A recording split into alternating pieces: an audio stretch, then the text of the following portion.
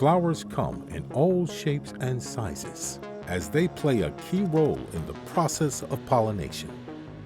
This far-reaching stamen belongs to the bloodflower, Scatoxus multiflorus, and is one of the many pollen-producing paintbrush-like bristles found on this flower.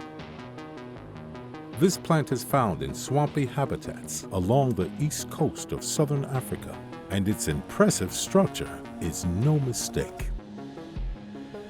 The bloodflower's stamens extends far away from the center of the flower, which is where the stigma can be found.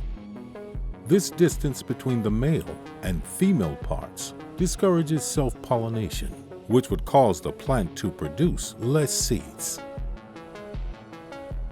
This flower's extended stamens are also well suited to place pollen on the body or underneath the wings of butterflies as they flutter against the bristle-like stamen.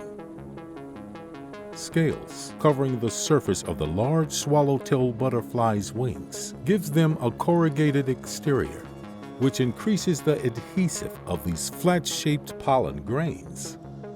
This pollen is then carried to the next flower's stigma where fertilization occurs. Only a small amount of pollen ever makes it to the next flower, which is most likely to be its close relative. The rest of the pollen could potentially be carried farther away to a more distantly related flower, which means that even more seeds could be produced. Other species from the Amaryllidaceae family have also been shown to be pollinated by butterfly wings. Their floral structures are consistent with this method of pollination. Understanding how pollen is transferred between these flowers is key to us identifying why such similarities exist, and also why flowers come in so many different shapes and sizes.